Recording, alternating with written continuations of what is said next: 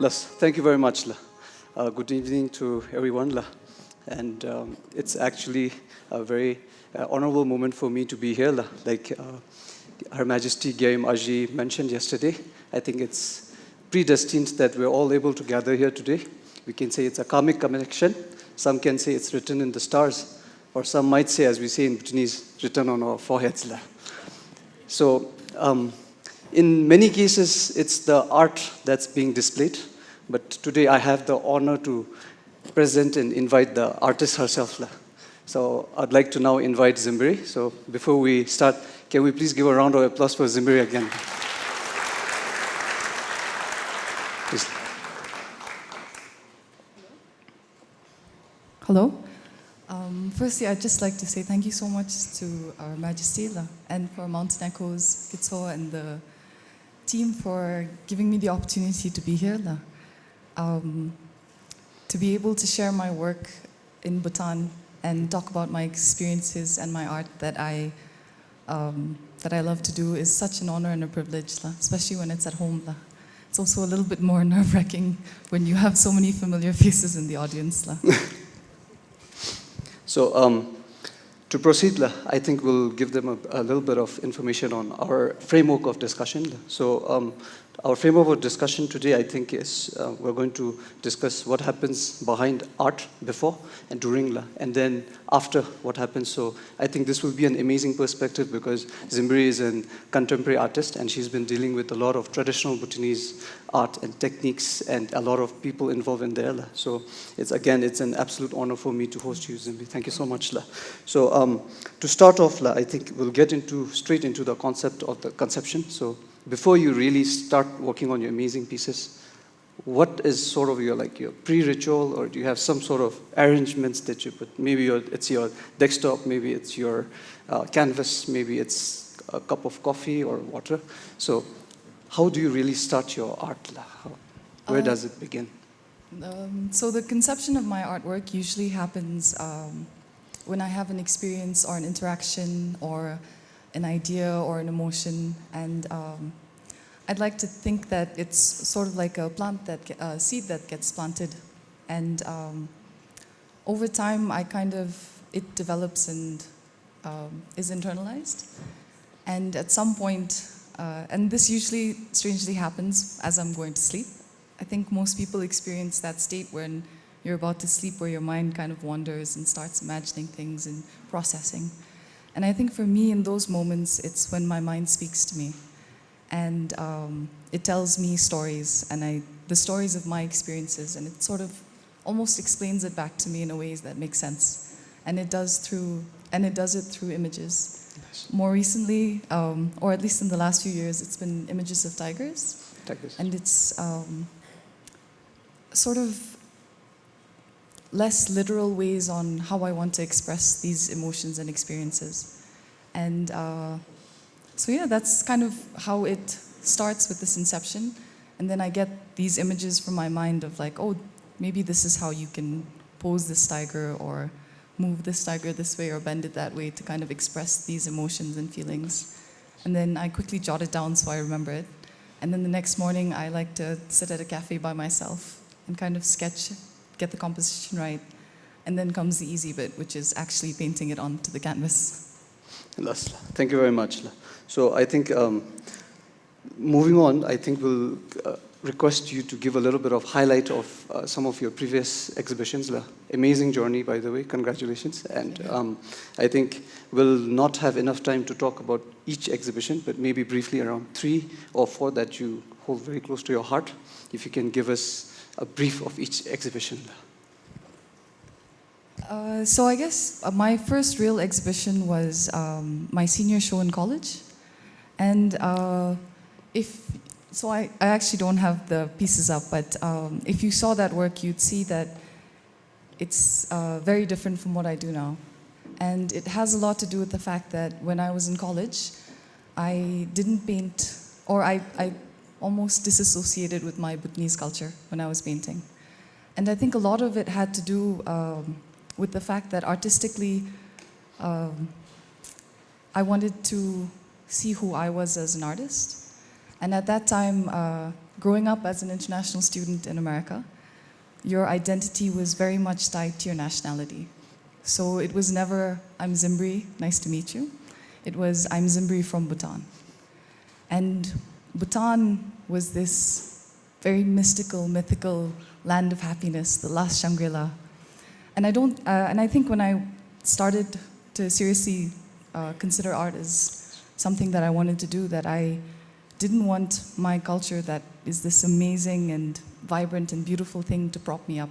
I wanted to see if I had sort of the metal in me to, if I could say, if I had enough in me to be myself without that.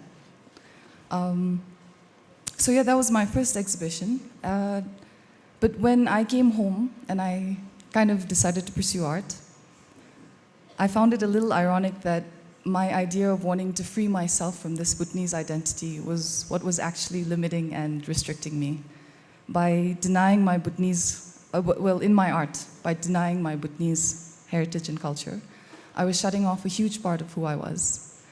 And so when I came home, I decided to kind of let go of those insecurities of who I thought I should be and who I wanted to portray myself as. And I sort of just allowed myself to paint what I was inspired by and what I wanted to express. Mm-hmm. And so then I had Faces, which was my first exhibition. It was inspired by Bhutanese iconography, as you can tell, the masks specifically. And it was still with the acrylic medium, though. So I think the second phase of my development, I guess you could say, to who I am as an artist right now, was when I switched over to my second exhibition titled Found Icons. Just to give you a brief idea of what Found Icons was, it was inspired by found objects or found art, which is a type of art where you take these everyday objects that already have a non-art function and you present it in a way that you give it a sort of you present it in a new light that gives it an artistic view. It's, I think one artist that was very prominent during this time was Marcel Duchamp. And the way that he kind of explained it was that he elevated everyday objects to the dignity of art with the artist's act of choice. And so that's what I attempted to do with Found Icons. It was this idea of taking our traditional Bhutanese icons, which I found to be really well suited for this style of art, as our traditional artists are able to replicate our icons with very, very precise and distinct ways. And so it was almost like they were mass-produced. And so my attempt was to try and take these images and present it in a new way and to provoke new conversations and to kind of tell new stories through these traditional and age-old images. Should we go on? I think I'll stop you here so we can move to the next question. Yeah, I think I might take the whole day if I have to continue with all my... Lasla. So for many of you here, I'm very proud to announce that Zimbi is actually one of the very first female artists from Bhutan to exhibit outside her solo exhibitions. Thank you. Zimbi, I think the previous question was not very large in terms of the question that I'm going to ask you next. So next is why tigers? Why tigers? What led you to tigers? Or did the tigers come to you? So I think I'll actually add another W question and talk about when I first started painting tigers. Please. Which is in my Found Icon series, so it's what's playing in the background. And so again, like I said, I had picked images, icons from our culture that I was inspired by. And strangely enough, while I was painting tigers, I didn't realize how prevalently they featured in my work. I wanted to pick icons, the flowers, the other animals, but when I look back now, I realize that most of the work was either tigers or inspired by tigers. So this is where it started. And from here, I moved on. After I noticed that I was painting tigers, it wasn't intentional. It sort of just was what I was inspired by, and when I wanted to tell my stories, it was images of tigers that came to the forefront of my mind. I think it was only when one of my friends asked me this very simple but for me very profound question, which was what Jamsod asked me, which is why do you paint tigers? And I had to really sit and think about it. Because initially, I thought I painted tigers because they were these very powerful symbols in our culture that represented strength and protection. But when I truly took the time to contemplate why I paint these tigers, I realized that there was a much deeper connection that I had with these very majestic beasts. And it was that, to me, they represented these very independent, self-assured, and self-loving animals.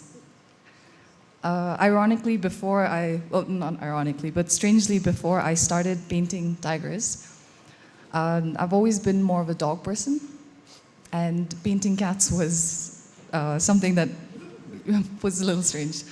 And I think the reason that I love dogs is because I always admired their attributes. They're friendly, loyal, and their unconditionally loving nature, I think were qualities that we grew up wanting to be known for and that we valued in other people as well. It was only through my experience painting the tigers that I kind of started to also start to value the, again, independent and these self-loving and self-assured nature of the cat that I kind of wanted to start to embody as well. So yeah, I realized that as I was painting these tigers initially as more of just a subject matter, it had a much deeper connection. And for me, as my journey with the tiger happened on canvas, it also happened within myself, where as I was painting the tigers, I was also finding my journey of self-love. So that's what the tigers represent to me. So we can say the tigers came to you more. Most definitely. Less. And congratulations on that again. So I think painting tigers, I think you have definitely become a tigress yourself, especially in the field of art, because you're really paving the way. Initially, we would not really see much of female artists, or they would usually they'll shy away, I'm sure you're aware. But now with VAST as well, you can see a lot of female artists, some who have gone to Rubin as well now. So I think we see a big role that you have played there as well. So thank you very much and congratulations again. Yes. No, not at all. Lasla. So next we'll move on to a little bit of the traditional artists and their scene. So traditionally, art in Bhutan, traditional art was so much so limited to monks, the practice of master and apprenticeship. And that sort of continues because we now have artists who are laymen, but they're so confined to rules. Their strokes are controlled. They have these set of rules, which I'm sure you're very well aware. And I know you've worked with traditional artists as well. So I think what would be very interesting to discuss here will be that your perspective as a contemporary artist who's also had her amazing pieces in traditional side as well. So working with traditional artists, your experience on that and sort of the challenges that they have, if you could please.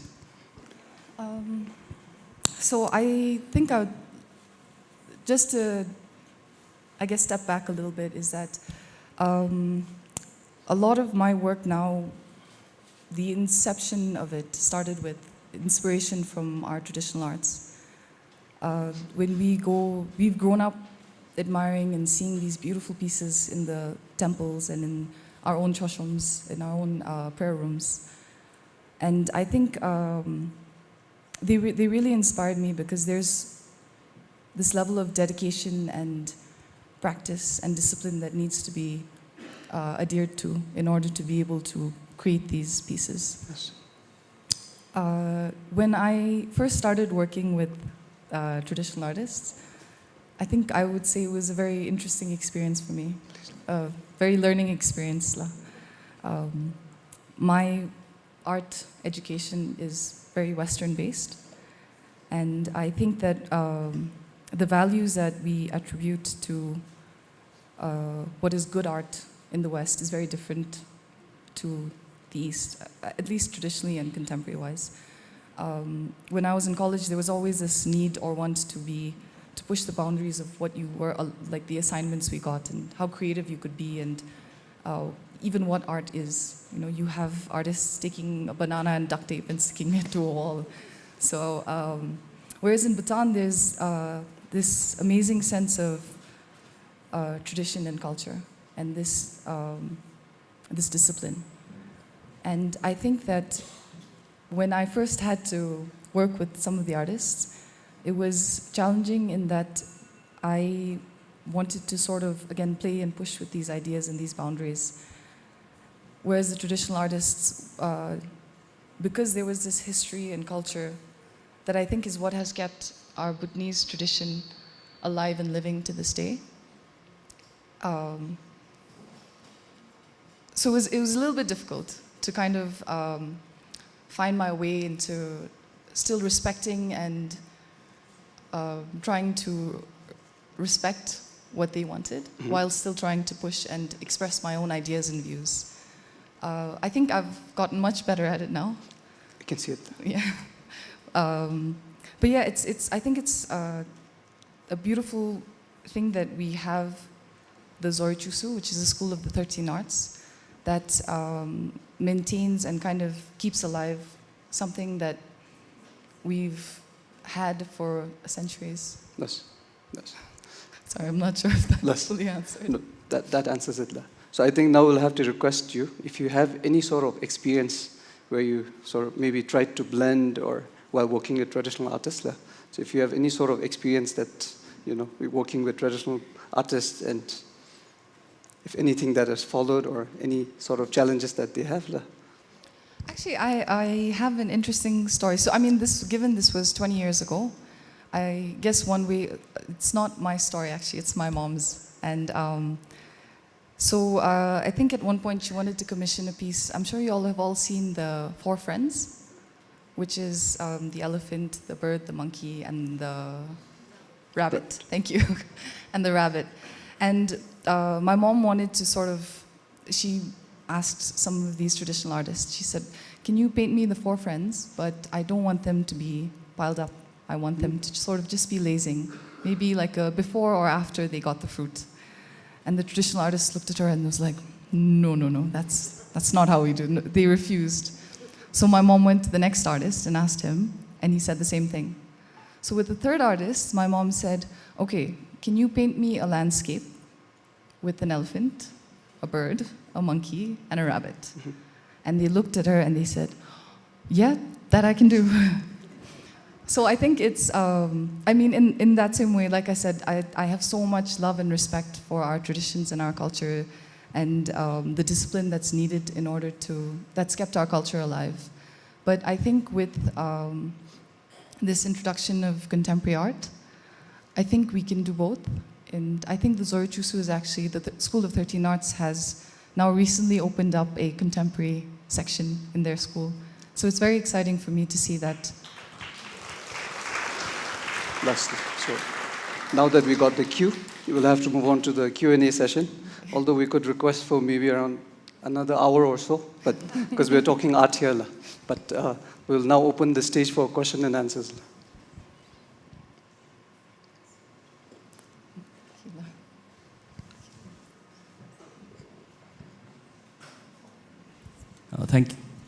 Thank you. A wonderful session.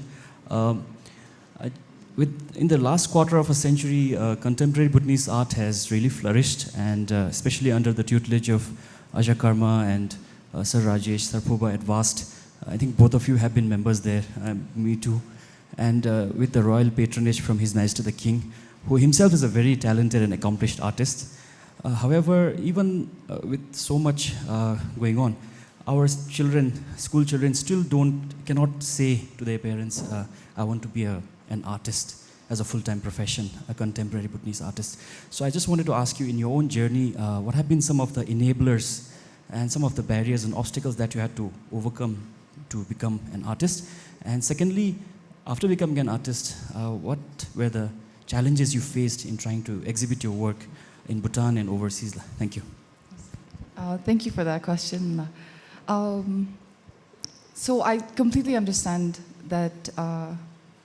I think now there are more art figures in Bhutan, so it's easier to see yourself becoming an artist, or at least I hope so. But I can very confidently say that when I was growing up, I had no intentions of being an artist myself. I think I had a fascination with art. I had this, I thought it was quite magical, how you could take a flat surface or a lump of clay and create realities within these. And so I think it was this interest that I had that kept me learning art and wanting to develop my skills as an artist. And it was never an intentional journey where I started to pursue art. It sort of just happened because I was very interested in it. And I started to take classes and I learned through practice and discipline because I was not very good at art when I was younger. So I had to work really hard at it. And I think that when I got to college, it was actually my parents who encouraged me to pursue it because they saw my senior exhibition and they thought I could make something out of it. So yeah, I think that sometimes you don't quite know what the future holds. You just have to follow your passion to the best of your abilities and work hard at it. And hopefully, and I think that when you do things with hard work and dedication, the universe kind of steps out of your way and things happen. In terms of the struggles and the challenges that I faced, I think that in Bhutan, we don't have the institutions to help develop artists in a professional sense. It was only once I started exhibiting outside the country that I realized you need a lot of different moving parts for an artist's career to take off in the way that it does in the international world. You need curators and galleries and art critics and all of these different people. But I think that one of the advantages of being an artist in Bhutan is that we have, again, such a rich history and culture that we can get inspiration from. I think that thanks to the leadership of our kings and how we've developed Bhutan, there's this fascination from the international community. So we already have a leg up. And there's this curiosity that people have about what we have to say as Bhutanese, and especially for the youth, what you all have to say about what's happening and who you'll want to be and how does the Bhutanese artist think and what do they want to say. So I think when you're in that position, there's this opportunity to express yourself and have the world listen. So I think that's definitely a plus that we have, and we just need to learn to take advantage of those opportunities. Yes.